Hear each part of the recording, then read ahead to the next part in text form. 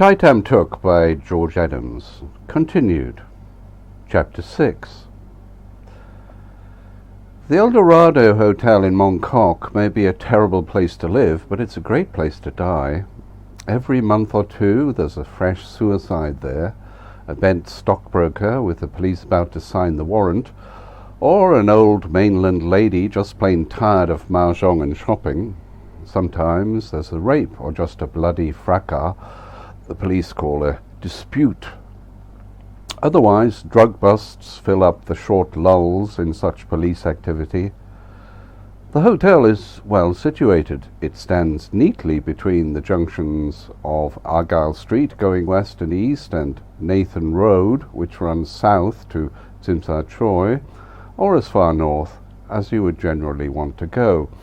It's also squashed under a motorway turnoff, going a completely different direction, just in case you have to make an even quicker getaway. You can check in any time at the Eldorado and order 2 girls and a crate of Carlsberg to be brought up to the room, and no one will bat an eyelid.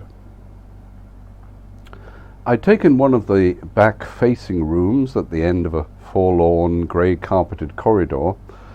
The room had a complimentary plastic comb in a plastic wrapper and cheap shampoo in mean-sized plastic bottles. To whet your appetite, 2 complimentary condoms lay on the cigarette-burnt bedside table in a neat pink cardboard case with the hotel's name on it. There was a deadly-looking minibar which only contained beer, salted nuts and imitation cola. A dusty air conditioner mounted in the grimy pitted window ran at full pelt, and a dingy orange carpet fought bravely for dominance with an ugly stained green bedspread, debauch etched on it so clearly you could almost share the experience. The large pristine plasma TV was permanently set to the porn channel. No matter, you had to start somewhere. I wouldn't find girls with Kel-Tecs in their handbags or hoods in a Lexus if I lounged around Stanley Market. At least, I hoped so. I set up the computer at the glass-top table by the window and selected one of the dozens of free wireless signals which crowded in on me. In a few moments I was exploring Sex 141, a website which offered you the locations, numbers and provocative photos of girls in their late teens and early 20s, all to be had at clearly marked prices for services which range from just massage to just being tied up, taunted and abused. There wasn't a picture of Adeline anywhere, but that didn't stop me looking. There were 221 girls available in Mong Kok, and a tawdry set they looked. One-girl brothels aren't illegal in Hong Kong, but most of the girls in them look more than shop-soiled. The true gold, I decided, was to be found on the Tsim Sha Tsui page. There were even more girls for hire there, and 1 or 2 of the ads didn't have a photo, but offered attractive girls for hotel service only. Many of the girls had the same number, so it was almost certainly an agency. All I had to do was call up, describe in broad terms what I was looking for, and hope for the best. It was a long shot, but perhaps I would stumble on something meaningful if I chatted to the pimps and girls long enough. I doubted if Adeline would let herself be used as an itinerant hooker, but the hoods in the Lexus couldn't hide her for very long without someone in the triad world noticing her. She was so hard to overlook. Before I dialed, I snapped a towel out of the plastic wrapper in the bathroom and spread it on the bed cover to lie down on. I took out my small Sony portable CD player with the inbuilt speaker, and Debussy wafted towards me as incongruously as a nun browsing in a liquor store. I don't like MP3. It always sounds like the recording engineer didn't like the music. I was thinking about 2 things mainly, neither of which was why a man with my training and character and fundamental views on life was lying in a flea pit brothel of a hotel as part of his normal working day.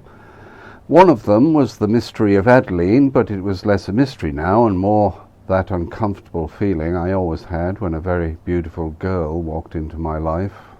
Leidenschaft, the Germans call passion, a form of suffering. And the way in which Adeline bore on my mind and got into my imagination was filling me with feelings of dread. As if she would want a clapped-out 40-something whose idea of wealth was having $200 bills in his wallet at the same time.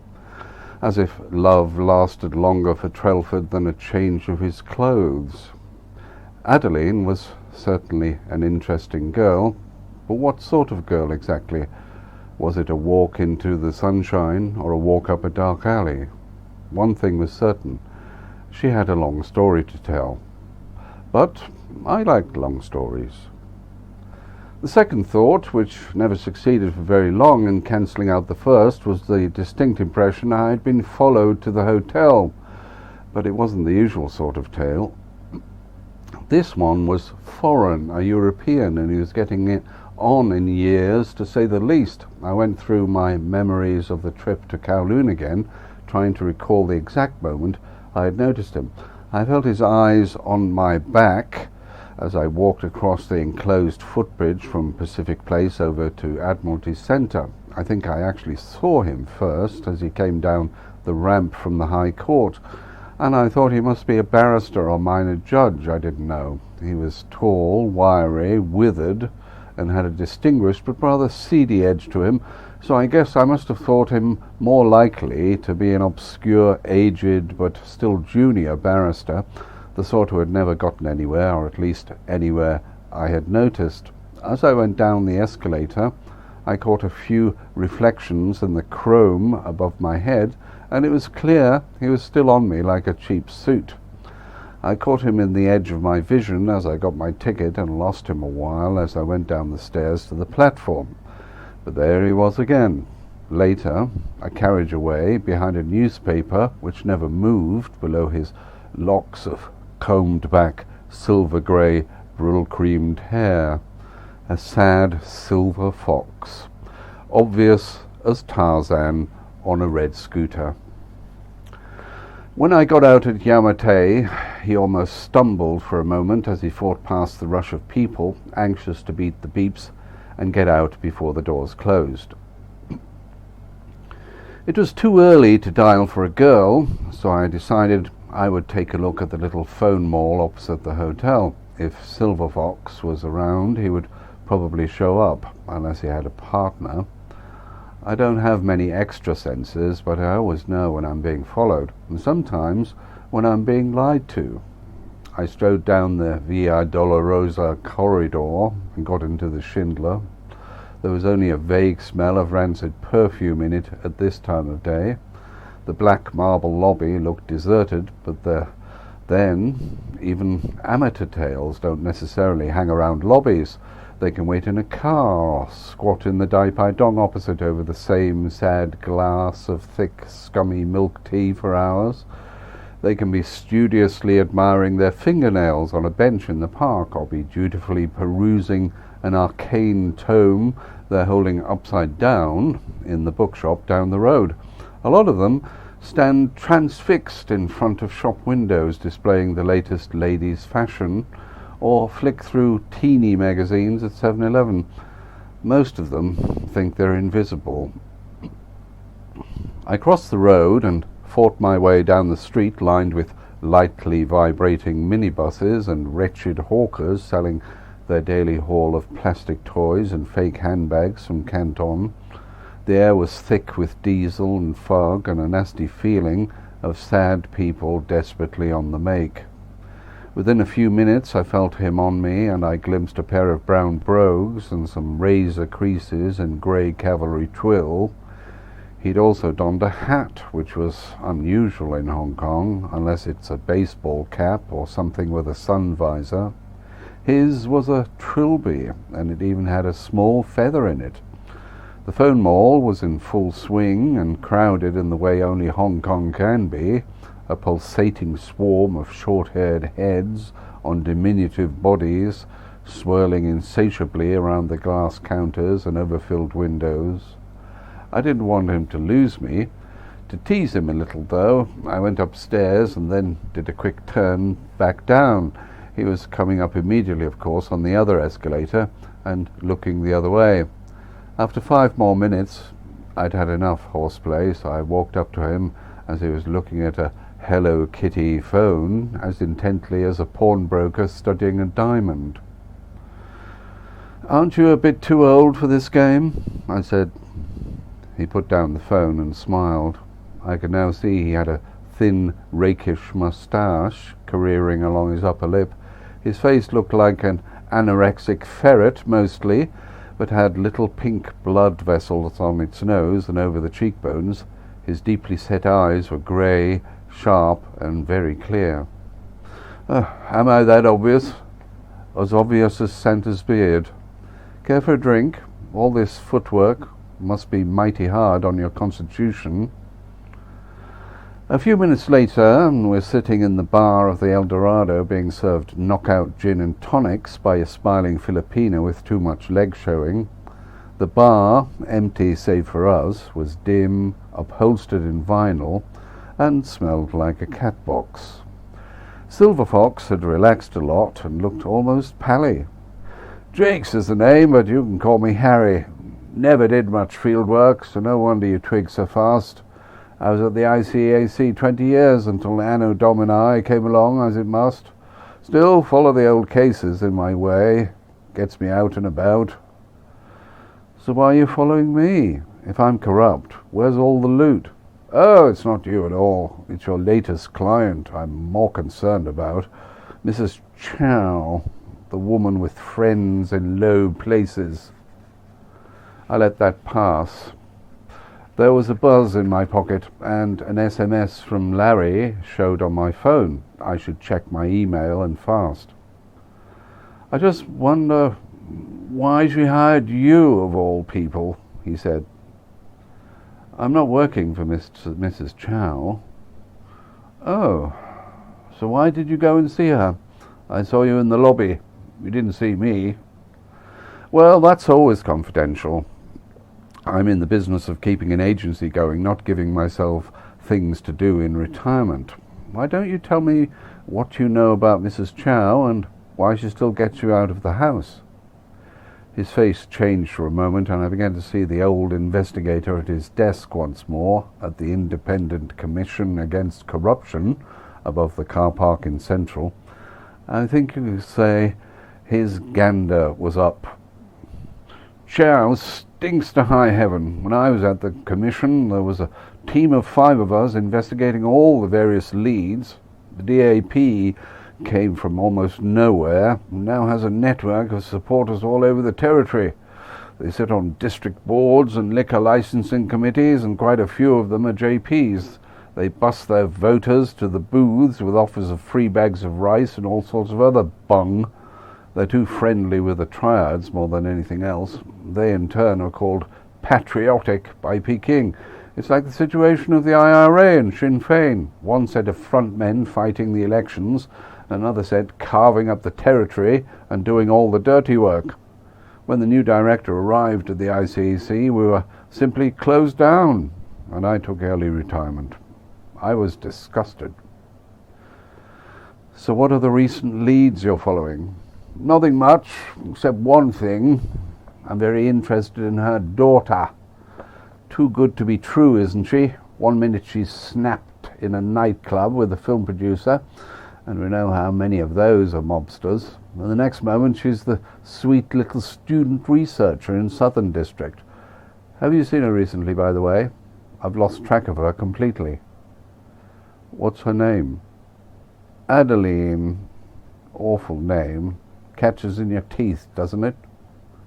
And what do you think she's up to? Hard to say. I'm particularly interested in her contacts with one man, Chung Ka-luk. Used to be the Sunnyon's big man on the mainland, but recently he's moved to Hong Kong and is seen in the same places as Miss Adeline on certain occasions. Got a photo of him or her?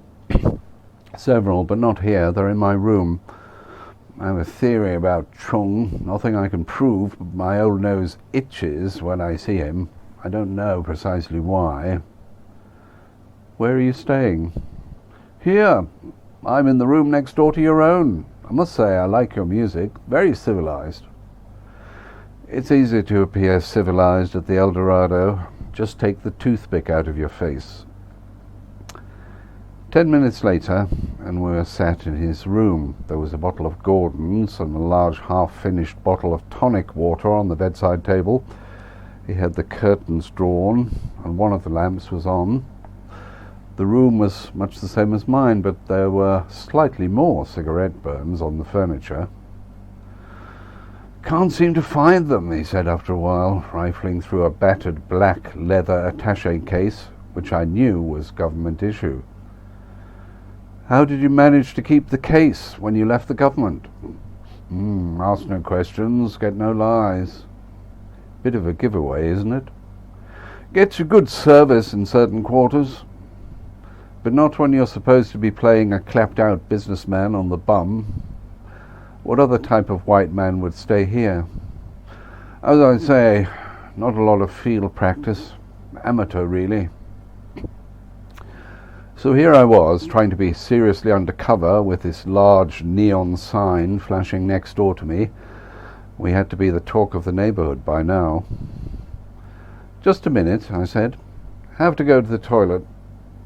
That gin's beginning to work on me. Be my guest." But I didn't use the toilet immediately. I signalled to Jakes to be quiet and reached for something in my little man bag. It was one of Larry's favourite devices, a Hammerstein 3-in-1 bug detector, $500 US on eBay if you can find one. It scans all the usual frequencies for you, and when it's done that, you can use it to check for cameras by means of its inbuilt little infrared beam. It also has a very sensitive metal detector you can run all over the place to locate any recording bugs. Quite a nifty gadget, as gadgets went. I went to the bathroom and flushed the toilet. Then I took a little gold pencil out of my pocket and wrote down some words on a lined journalist notebook for Jakes to follow. He looked shaken at first, and then he began to smile. He liked playing amateur sleuth, that was obvious. He must have been in the Scouts once, too. The frequency scanner came up almost immediately on the police and services band, just the usual clamour. Then I flashed the red beam around the walls and chairs and the ceiling and onto the TV set and the pictures, but nothing showed. "Interesting weather we've been having," I said. My smile was as false as a $10 Rolex. Then I switched on the metal detector and ran it round the room. It got upset at the little hot water machine, but that's only natural. I lifted it to check. Nothing showing. I ran it along the bed, but there was only the weakest of glows. Then I ran it down one of the armchairs and it glowed again, more brightly this time. Could be springs or nails, but I didn't think so. I bent down and looked. Then I saw it. It was a neat little bug, and you had to peer really close to spot it. It was in the join of the fabric and well pressed in. You wouldn't feel it even if you had your back against it. "I think Hong Kong weather perfectly despicable most of the time," Jake said, not at all uneasily, and he offered me another drink. We started to chat about holidays and airlines, and we were making a good job of it. I scribbled more on the jotter to the effect that the bug should be left in place and he'd better telephone from the lobby. He gave me the thumbs up and I left it at that. I took my leave of Mr. Jakes and went into my room, thinking that I'd better check into another hotel and fast. But what the hell, I thought, after a while. Perhaps the Silver Fox would be good company. Perhaps he would tell me something I didn't already know. I might even find out who wanted to bug a silly old man with too much time on his hands. The scan I did in my room produced nothing, and the password screen on my computer was still up. All seemed well. I logged on and checked my email. Together with all the spam for penis patches and Sure Thing stocks, there was a note from Larry with an attachment. The attachment was an email, and I already knew most of it. The first paragraph was interesting. Mummy, I've done something foolish, I think. I killed someone, not wanting to, but it's happened, and that's all there is to it. I'm deadly serious. This isn't a joke. I got into an argument with an old man in Stanley, and I pushed him over, and he didn't get up again. I'm sure you'll know who I mean. I put on some Debussy and dozed off, dreaming of ladybirds, Gordon's gin bottles, and a perfect girl's perfect legs.